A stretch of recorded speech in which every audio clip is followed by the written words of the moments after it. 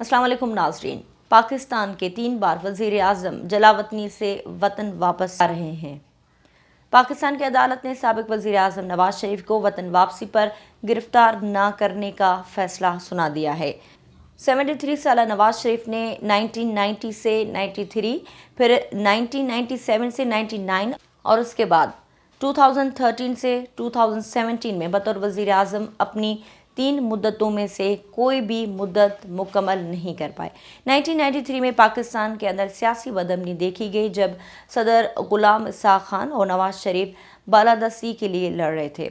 गुलाम Isaac Khan ने नवाज शरीफ की हुकूमत को तहलील कर दिया, सिर्फ इसलिए कि उसे सुप्रीम कोर्ट के फैसले से बहाल किया जाए, जबकि 1999 में एक बगावत में उन्हें माजूल किया गया था और 2017 में सुप्रीम कोर्ट ने उन्हें नाअहल करार दे दिया था। नवाज शरीफ सनतकार घराने में पैदा हुए। उन्होंने स्टील मैन्युफैक्चरिंग में पैसा कमाया और ख़ानदान के ज़ेर इंतज़ाम इत्तफ़ाक़ ग्रुप को आगे बढ़ाया। वो 1970 की दहाई के आखिर में सियासत में दाखिल हुए और 1981 में पंजाब के वज़ीर ख़जाना के तौर पर मुंतखब हुए। वो जर्नलों के साथ करीबी ताल्लुकात रखने के लिए जाने जाते थे। वो उन पॉलिसी से मुतासर थे जिन्होंने पंजाब में मुआशी तरक्की को आगे बढ़ाया और फौजी आमिर ज़िया-उल-हक ने उनकी परवरिश की। जर्नलों की हिमायत से वो 1985 में पाकिस्तान के सबसे ज़्यादा आबादी वाले और खुशहाल सूबे के वज़ीर आला बने। 1990 में नवाज शरीफ ने आम इंतखाबात में कामयाबी हासिल की और पाकिस्तान की पहली खातून वज़ीर आज़म बेनज़ीर भुट्टो के बाद पहली बार वज़ीर आज़म बने, जिनकी हुकूमत को उस वक्त के सदर ने बदउनवानी के इल्ज़ाम में बरतरफ कर दिया था। 1993 में नवाज शरीफ ने उस वक्त के सदर को बुरा भला कहा, जिन्होंने अकरबा परवरी और बदउनवानी के इल्ज़ाम के तहत उनकी हुकूमत को बरतरफ कर दिया था। नवाज शरीफ 1997 में दोबारा इक़्तिदार में आए और दूसरी बार वज़ीर आज़म बने और 12 अक्टूबर 1999 को अपनी मुकर्ररा मुद्दत पूरी ना कर सके। पाकिस्तान ने मई 1998 में जौहरी हथियार का पहला तजुर्बा नवाज शरीफ की क़यादत में किया था, जिसके जवाब में रिवायती हरीफ भारत ने कुछ दिन पहले ही अपना दूसरा जौहरी हथियार का तजुर्बा किया था। जब कश्मीर के मुतनाज़ा इलाके कारगिल में मई और जुलाई 1999 के दरमियान हिंदुस्तानी और पाकिस्तानी अफवाज के दरमियान लड़ाई हुई थी, तो नवाज शरीफ उस वक्त वज़ीर आज़म थे। वो 1999 के अवाखिर में उस वक्त के आर्मी चीफ परवेज़ मुशर्रफ के साथ मामलात ख़राब होने और फ़ौजी बगावत में उनकी हुकूमत का तख्ता उलट दिया गया था। बाद में उन्हें उम्र कैद की सज़ा सुनाई गई थी। उन्होंने सऊदी अरब में जलावतनी अख्तियार की और 2007 में वो पाकिस्तान वापस आ गए। नवाज शरीफ ने 2013 के आम इंतखाबात में अपने हरीफ इमरान खान के साथ एक तल्ख मुकाबला लड़ा और बिलाखिर कामयाब होकर तीसरी बार वज़ीर आज़म बने।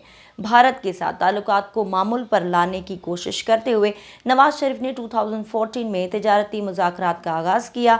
अगले साल भारतीय वज़ीर आज़म नरेंद्र मोदी ने नवाज शरीफ से मुलाकात के लिए पाकिस्तानी शहर लाहौर का दौरा किया।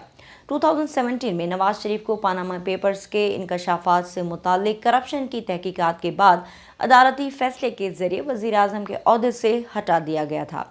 जुलाई 2018 में पाकिस्तान की इंसदादे बदउनवानी अदालत ने उन्हें बदउनवानी के इल्ज़ाम में 10 साल कैद की सज़ा सुनाई।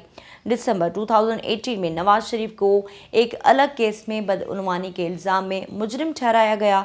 नवाज शरीफ को अक्टूबर 2019 में तिब्बी ज़मानत पर रिहा कर दिया गया और हफ्तों बाद वो पाकिस्तान छोड़कर चले गए, लेकिन वो लंदन से सियासत में सरगर्म रहे। अब 4 साल के तवील इंतजार के बाद वो पाकिस्तान आ रहे हैं।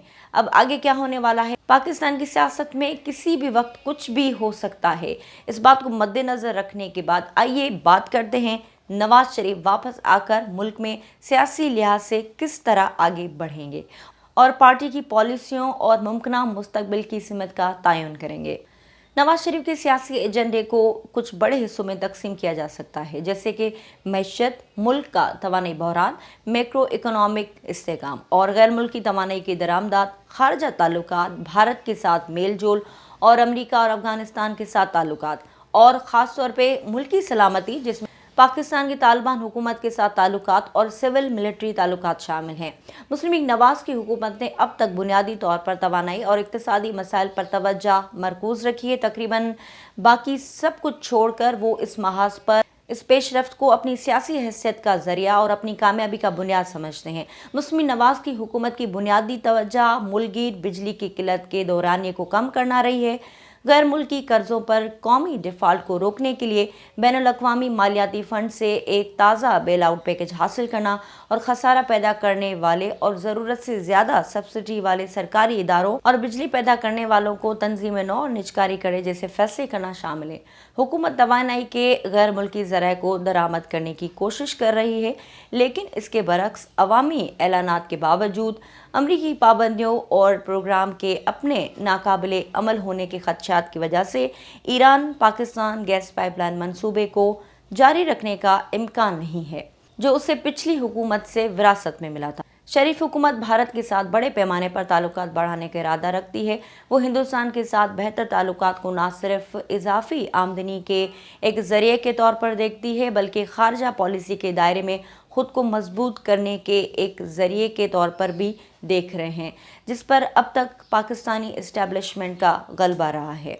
अमरीकी ड्रोन हमलों के खिलाफ ज़बरदस्त एहतजाज के बावजूद हुकूमत का मकसद दो तरफा मसाइल और अफगानिस्तान के मुस्तकबिल से मुताल्लिक मामलात पर अमरीका के साथ बातचीत करने के लिए एक अमली नुक्ते नज़र अपनाना है। ये अमरीका और अफगानिस्तान के मुकाबले में पॉलिसी तश्कील देने के लिए अपना भरपूर किरदार अदा करेंगे। नवाज शरीफ हुकूमत सिविल मिलिट्री ताल्लुकात में पाकिस्तान के तारीखी अदम तवाज़ुन को दुरुस्त करने के लिए कोशा है। अगरचे नवाज शरीफ खुलकर फ़ौज की मुखालफत नहीं कर रहे, लेकिन वो पॉलिसी के मामलात पर कोई मजबूत मौक़िफ़ पेश कर सकते हैं। इलेक्शन कमीशन में मुस्लिम लीग के मजबूत मैंडेट और इक़्तिसादी और तवानाई के महाज़ों पर पेशरफ्त का मतलब ये है कि उनके पास अवामी ताकत तो मौजूद है और वो बिला मुकाबला पॉलिसी बना सकते हैं। ताहम वो पाकिस्तान के दीगर संगीन खराबियों से निपटने के लिए कितने तैयार हैं, इसके बारे में बहुत जल्द सूरत हाल वाज़ेह हो जाएगी। नाज़रीन, नवाज शरीफ 4 साला खुद साख्ता जलावतनी के बाद पाकिस्तान आ रहे हैं और इस बात का कभी इम्कान है कि वो पाकिस्तान के चौथी बार वज़ीर आज़म बनेंगे। इस वीडियो में हमने आने वाले वक्त में पाकिस्तान की सियासत में नवाज शरीफ को किस तरह के चैलेंजेस का सामना करना होगा, इस पर वीडियो आपने देखी। वीडियो आपको कैसी लगी, कमेंट में अपना फीडबैक ज़रूर दीजिएगा। मिलते हैं अगली वीडियो में, तब तक अल्लाह हाफ़िज़।